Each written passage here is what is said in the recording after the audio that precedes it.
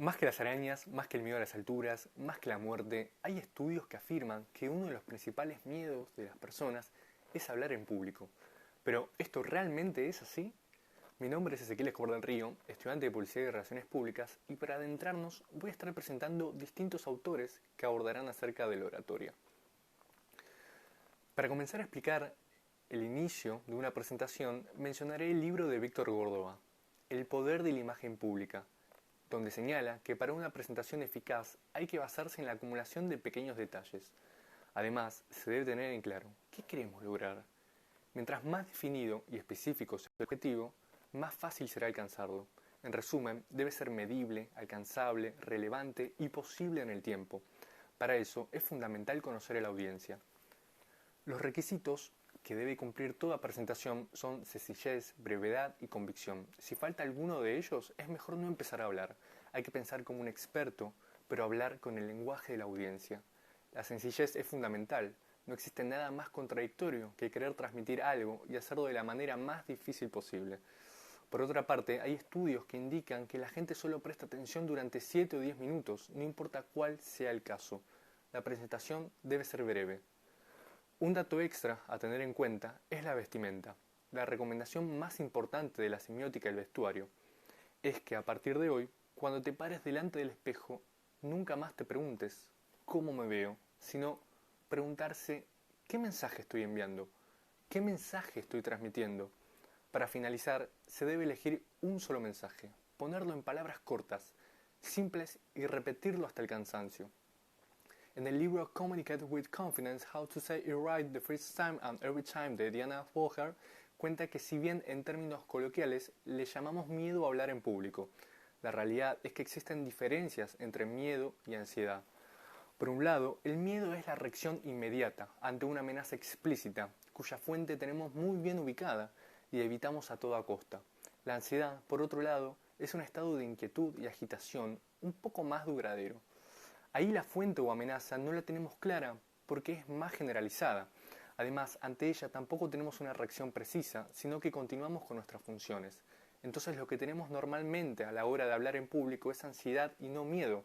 Cuando esto sucede hay una sobreexcitación de la amígdala que para salir adelante produce dos hormonas. Estas son la cortisol y la adrenalina. Aunque si esto pasa, se puede probar alguno de los antídotos psicológicos. Por ejemplo, no ver al público como una amenaza, dar por hecho que algo se nos olvidará y restar de importancia, darte premios o no compararse con el resto. Resultan esas buenas alternativas para reducir los efectos de las hormonas mencionadas. También existen los antídotos físicos. Algunos de los métodos posibles son respirar de manera profunda, tal como lo hacemos cuando dormimos, o simplemente sonreír y tener empatía. Entonces, ¿cómo se debe empezar una presentación? Una forma puede ser preguntando de forma retórica incluyendo al público, otra es mencionar una cita. De todas formas, se tiene que empezar con algo y muy interesante para captar la atención. Además, el autor menciona otras opciones, como mostrar una estadística sorprendente, deleitar a la imaginación o llamar la atención con palabras aparentemente absurdas o sin contexto. En el libro Change Your Voice, Change Your Life, A Quick Sample Plan for Finding and Using Your Natural Dynamic Voice, de Morton Cooper, explica que la gente asocia una voz firme y sonora con confianza, eficiencia y poder. Tenemos que sacar del mayor provecho a este instrumento. La voz de una persona debe ser clara, resistente, brillante y potente. Para lograr esto, la voz debe ser impostada y estar bien ubicada. Eso termina haciendo que no nos cansemos o que la voz no se nos ponga opaca. Los beneficios de utilizar bien todo nuestro aparato fonador son inmensas.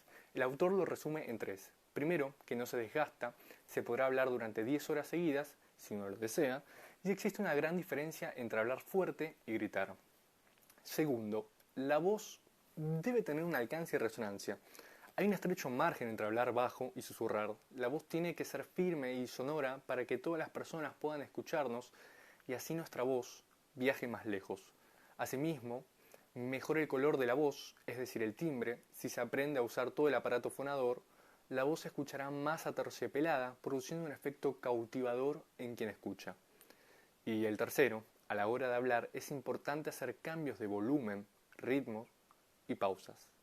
Así la audiencia permanece cautiva y si alguien estaba distrayéndose, vuelve a regresar con el orador y presta atención. ¿Cuándo se tiene que utilizar por el recurso del volumen? Por lógica, cuando queremos recalcar algo y cuando queremos captar la atención de los oyentes. Los volúmenes altos motivan la atención con un sentimiento de énfasis, mientras que los bajos lo hacen con un sentimiento de calma y reflexión. El ritmo es la velocidad con la que las palabras son dichas. No hay que ser científico para deducir que los ritmos se dividen en rápido, medio y lento.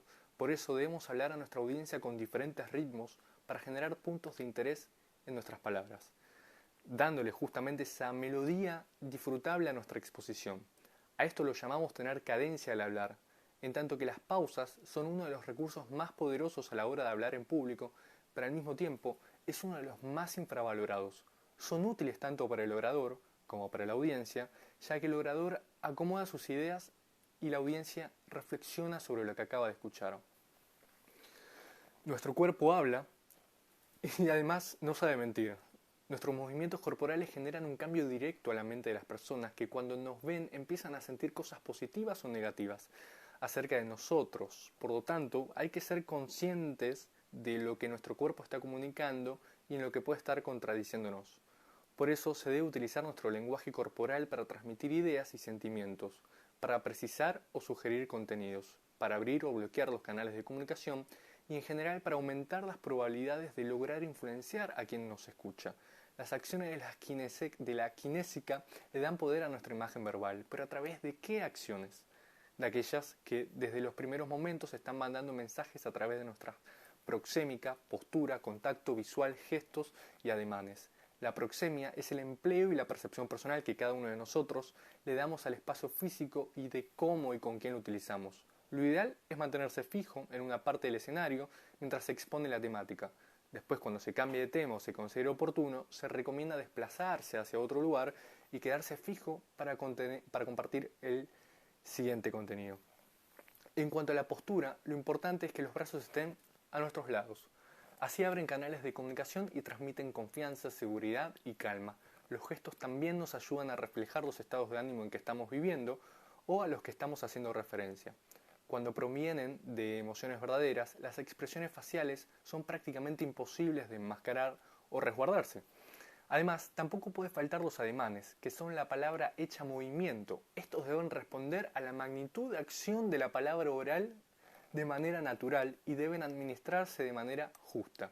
Ni mucho ni poco. No hay que olvidar que le hablamos a una audiencia, por lo que establecer contacto visual es vital. Si no lo hacemos, daremos una señal de evidente nerviosismo o desinterés.